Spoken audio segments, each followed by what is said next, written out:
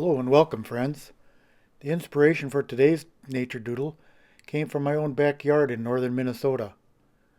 One winter I noticed tiny tracks around the base of a huge oak tree in my yard. They were tiny tracks around the entire base of the oak, but what was strange was the tracks didn't lead to anywhere. I had an idea what these tracks were from, but I wasn't positive. So I put out some shelled walnuts at the base of the tree and pointed the trail camera at them. The next morning revealed what had happened the night before. I had flying squirrels living within the hollow oak tree. So let's start drawing a standing dead oak tree, or a dead tree, called a snag, which provides food and shelter to many wildlife species. I hope you find these nature doodles are enjoyable to watch. I find the process of drawing them relaxing and calming, and I hope you do too, by just watching the process. I'm not a professional artist. I'm just a recently retired guy who now has more free time to enjoy creating. You'll see sometimes I erase when things that don't look quite right. I don't edit these mistakes out as they happen during the live recording. Trying to keep it real, I guess. The whole drawing just took under an hour to complete, but I sped up the video to fit in about half the time. So let me know in the comments if you think I should slow it down or speed it up for future videos, or keep it the same. The tree I'm drawing is called a soft snag, which by definition is a standing dead tree in the advanced stage of decay, usually with all or most of its bark fallen off. The decaying wood is easy to excavate by woodpeckers to create holes when foraging for tree insects or making a cavity to build a nest. In Minnesota, 40 bird and 29 mammal species, and even several reptiles and amphibians use and rely on snags. Snags are used as nesting and denning sites, also for foraging sites. The rotting wood attracts insects that many birds feed upon. Snags provide wildlife food, shelter, and protection from the weather. This snag has a broken off top, maybe caused by a lightning strike or windstorm, and is now used as a nesting platform for a great gray owl. Owls don't build their own nests and have to rely on natural structures for places to nest, or they will take over an already built stick nest from another bird. Many owls nest in cavities and snags too. This great gray owl is nesting on top of this broken snag. Great gray owls are residents in northern Minnesota, and I don't live far from the famous Sax-Zim bog birding area. People from all over the world come here in winter to check this owl off their life birding list. The Sax-Zim bog was mentioned in the movie The Big Year that starred Steve Martin and Jack Black as a place to come and see these owls.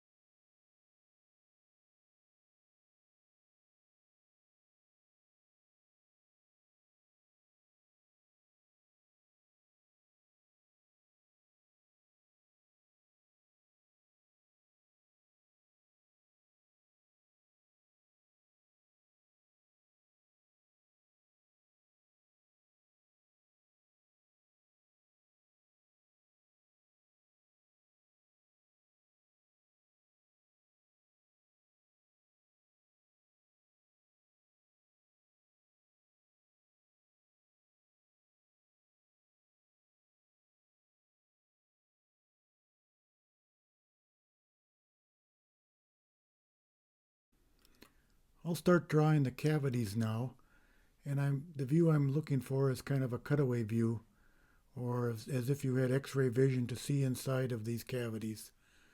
So that's kind of what I'm attempting to do now. I'm going to draw a hen wood duck sitting on a nest in one of these cavities. They're reliant on hollow trees and cavities within snags, or a lot of people provide artificial wood duck boxes, which work also. I'll add a little down that they pull from their breast as nesting material and add some little details.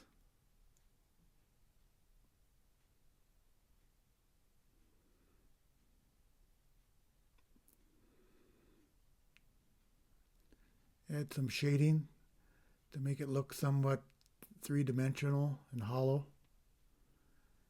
Kind of helps in the illusion of showing a cavity hole.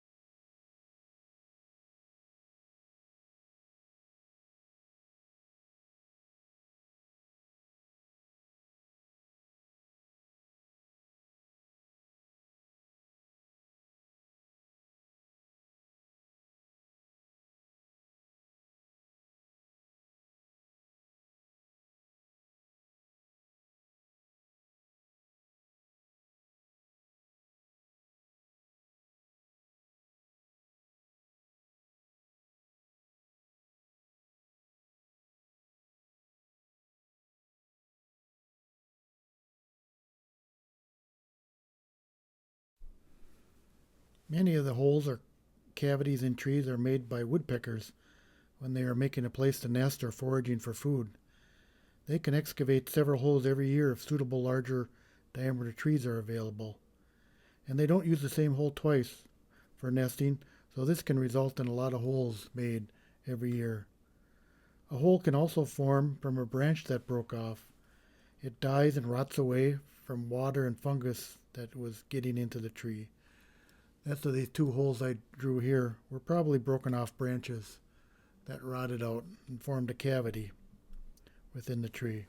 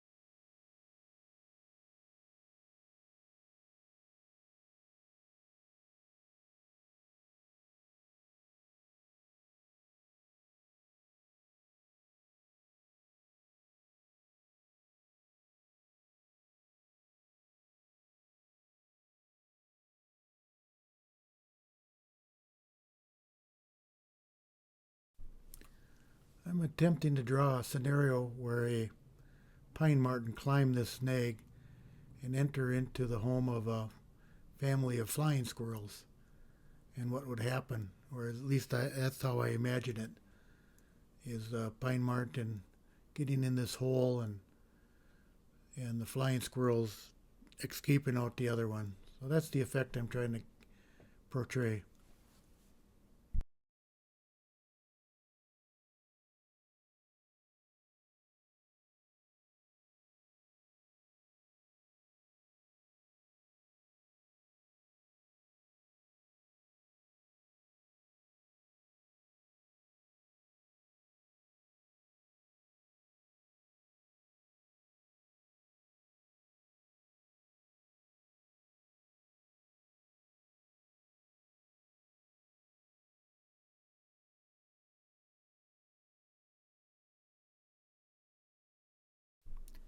I can tell I need more practice drawing pine martens. I just can't get the rear legs to look right with the underlying bone structure as if it was climbing a tree and entering a hole.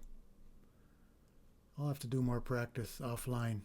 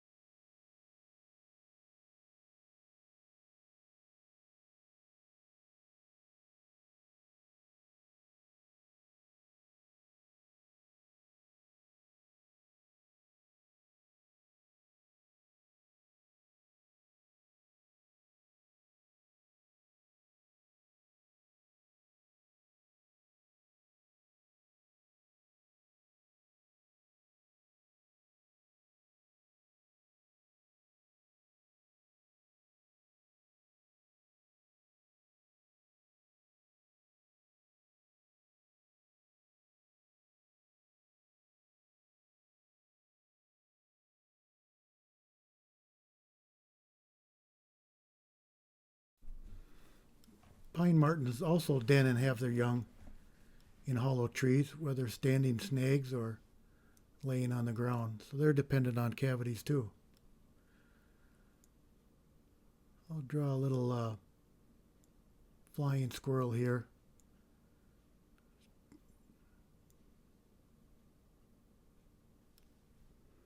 Flying squirrels in northern Minnesota are dependent upon hollow tree cavities for their homes. There's two species in Minnesota, the northern flying squirrel and the southern flying squirrel. They don't actually fly, but have a flap of skin between their legs that they can stretch tight to glide through the air. They are truly nocturnal, only coming out at night, so people rarely get to see them.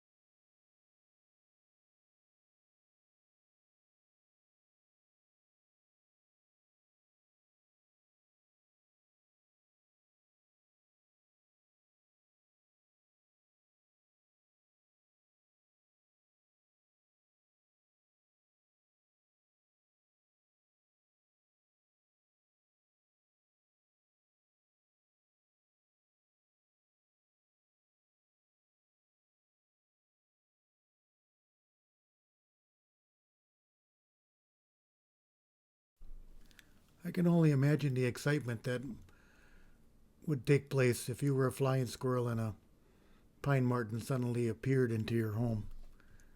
They'd all want to escape as quick as possible.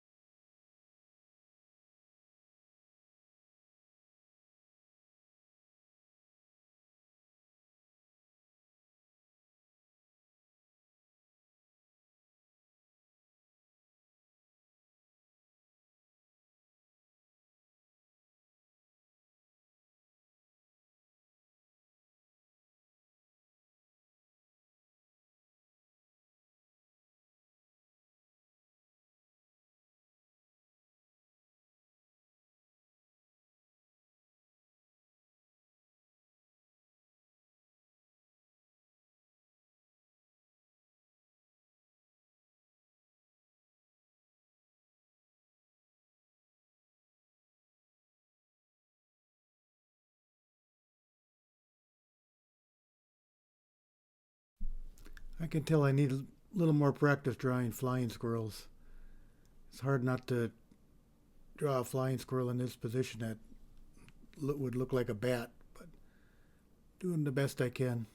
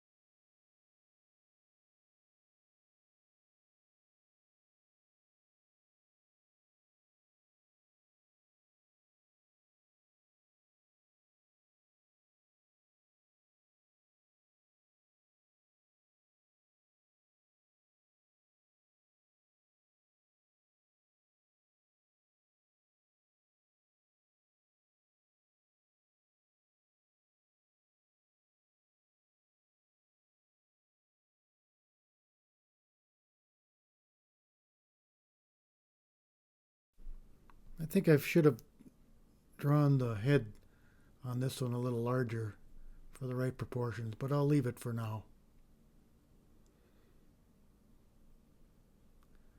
I know they have beady, really dark eyes, and I wanted to make sure I put that on each one of the flying squirrels.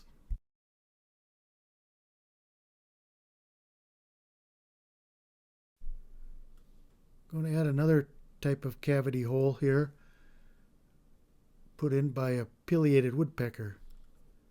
They're a powerful bird that can really dig deep holes into trees with their powerful bill. This hole more shaped like looking for an insect to eat versus a larger hole for nesting.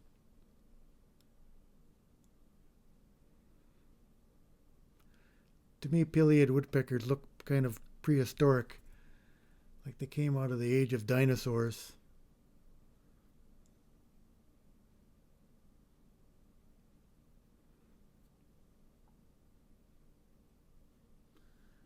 When they land on my bird feeder, their head is constantly bobbing and tilting and looking around, I think for predators.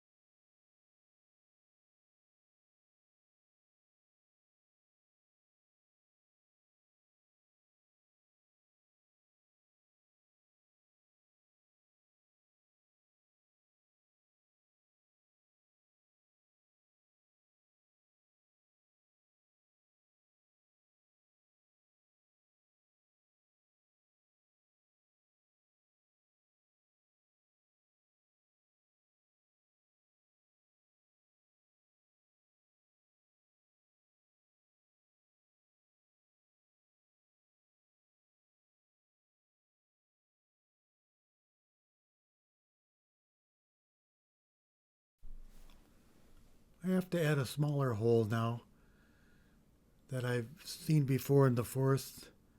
This one was used by a black-capped chickadee, which are common birds in my area. They spend the whole year in the same forest, not migrating. And they're a popular bird at the bird feeders here in the winter in Minnesota.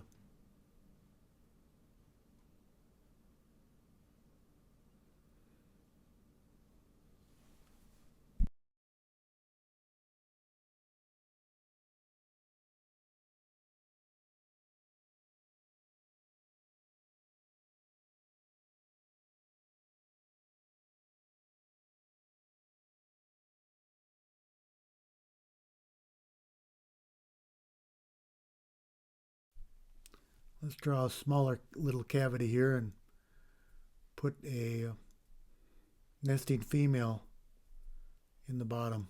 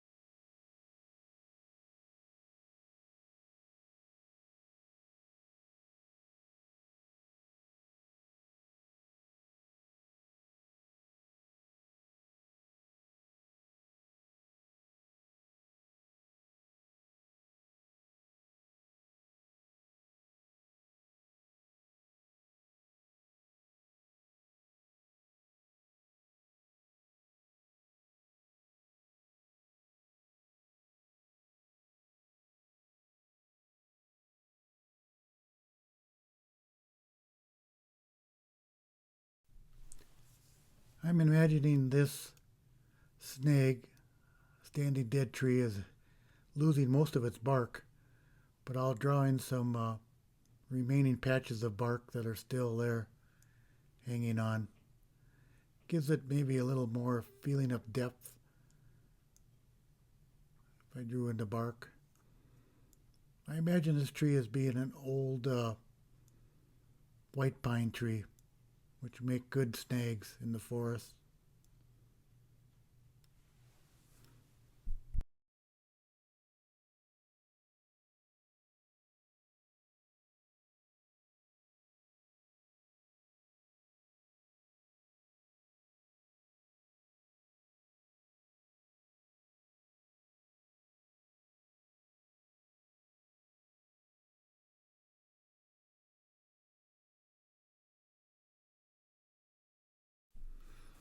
And I always think adding some shading like I'm doing now gives it a little more 3D effect. I just blend it in with my finger. You can buy burnishing tools, which are more or less rolled up paper, but my fingers work just fine.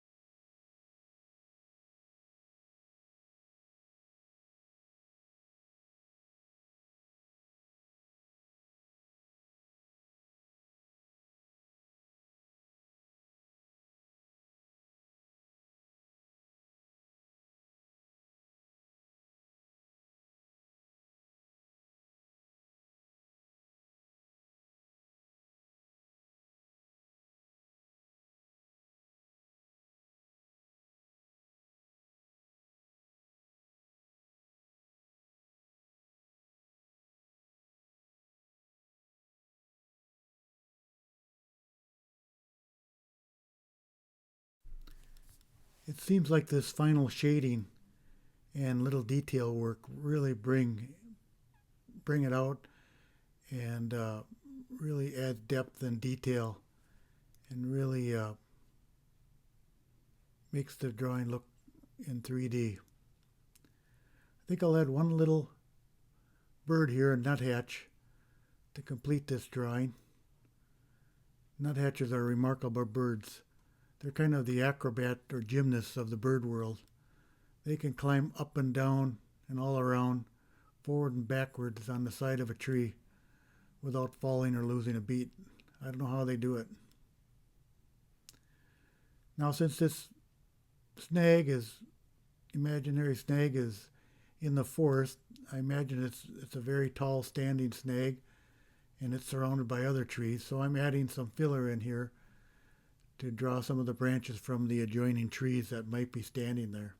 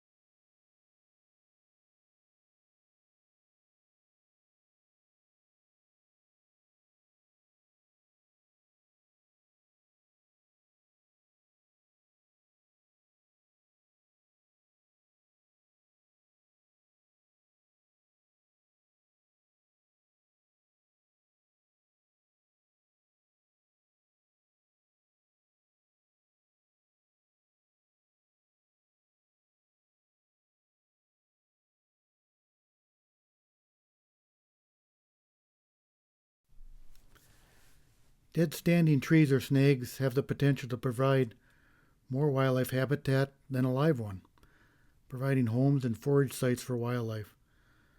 Unfortunately, large diameter trees for future snags are becoming increasingly scarce across the landscape in northern Minnesota. This is because of an increasing trend to harvest trees at a younger age. If you have a big old snag on your property, enjoy watching it as it is utilized by wildlife. If you don't have one, you can actually make or encourage a future one from a tree using various techniques. Search the internet, type in "create a snag," or check state departments of natural resources or fish and game departments for techniques on how to do this. Hey, thanks for watching. Please subscribe and like and come back again as more videos are posted. I really appreciate it.